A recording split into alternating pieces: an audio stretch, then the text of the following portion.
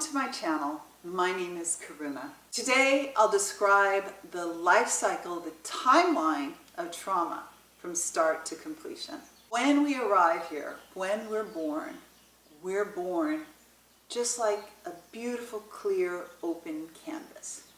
Nothing's been painted on top of it. No oils, no acrylics, no watercolor washes. Let's verify this for ourselves, because there's nothing like your direct experience to verify what I'm saying. Consider now what you hold most dear, what is closest to your heart. Underneath any confusion or any trauma, who do you truly know yourself to be? That essence was there when we were born. That same essence is there when we're 5 and 10 and 15 and 20 and 25 and onward throughout our life until our final breath. That same essence, the nearest and dearest, that which we truly know ourselves to be, will always remain consistent. And everything that gets placed upon the top of that essence, everything that gets placed upon the canvas of the painting, that's what we're going to look at today.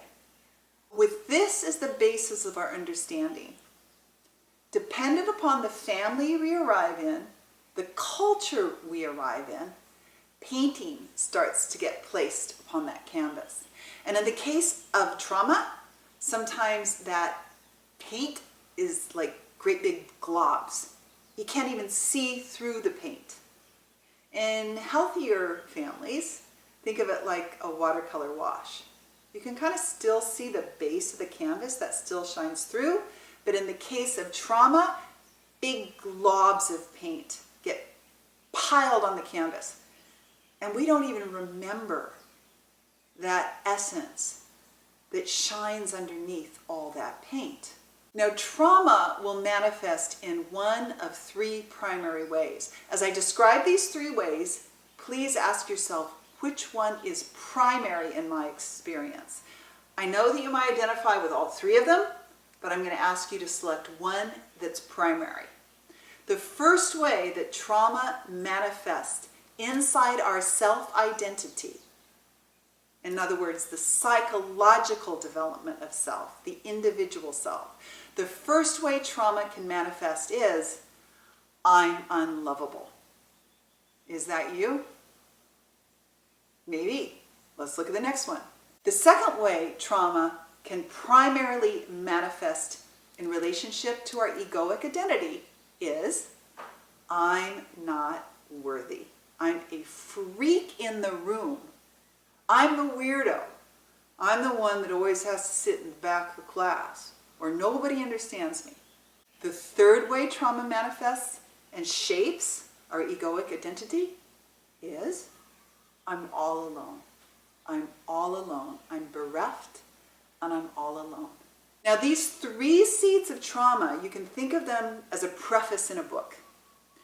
And that preface in the book leads to chapter 1. Chapter 1 is based on that preface in the book. And then, of course, chapter 1 develops into chapter 2. Chapter 2 develops into chapter 3. So the chapters build on one of these 3 primary seeds. Again, you can have all 3, but there'll be one that's generally primary. And then we start to go forward in the book of life. Many of us find ourselves in the 3rd, 4th, 5th chapter of the book, and many of us have developed coping mechanisms, and we suffer accordingly. So we start to ask, where did these ideas come from? Why do I feel unlovable? Why do I feel like a freak in the room? Why do I always feel all alone? These questions start churning around. It's called a process of inquiry, self-inquiry. And at that point, many of us begin to have awareness of our trauma. Oh, this happened when I was younger, and then this happened. And the puzzle pieces start to fall together. So the mind gets engaged, and the mind says, wow, it's not just me. I'm not the freak in the room. Or actually, maybe I am lovable. So the mind starts getting engaged, and then the mind goes through understanding. It starts to read books, listen to podcasts. We put all those puzzle pieces together, and then the mind says, wow, this is amazing.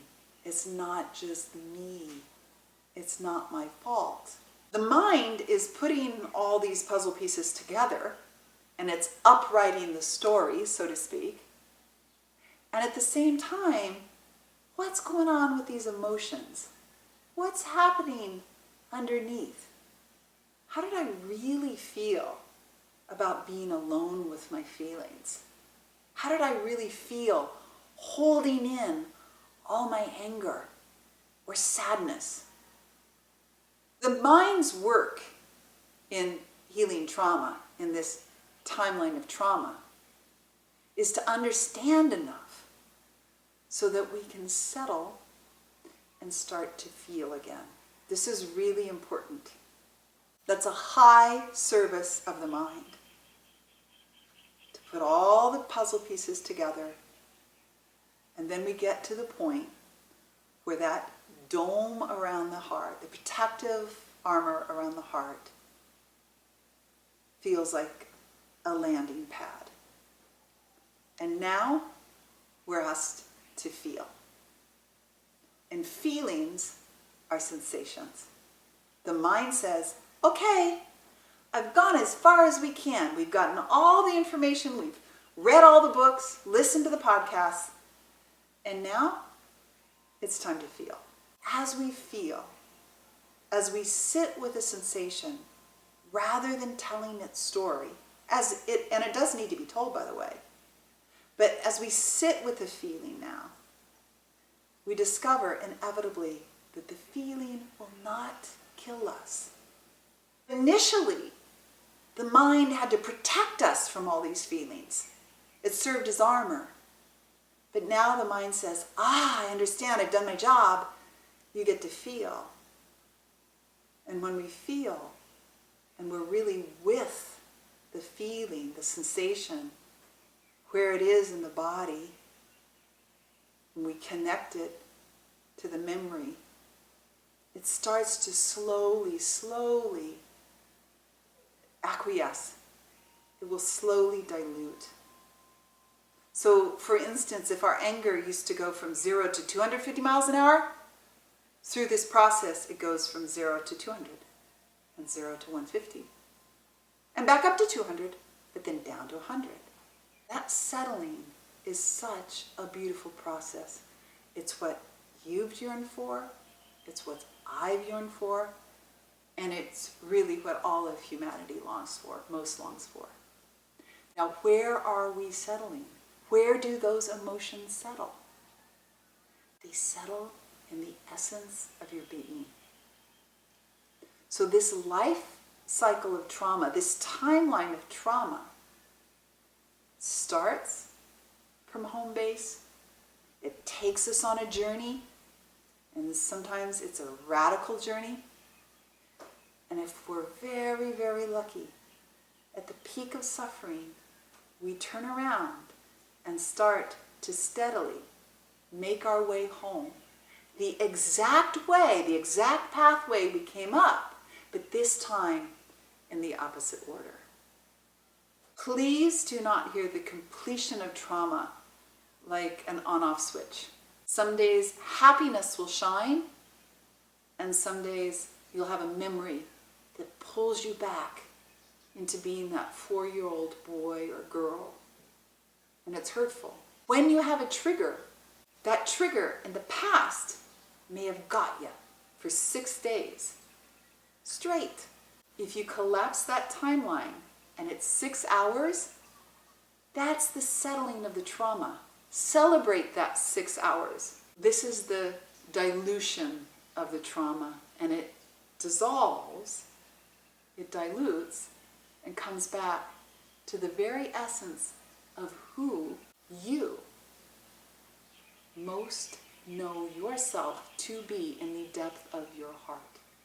The path that we are on is a merging of the mind and heart. It's exquisite. It's beautiful.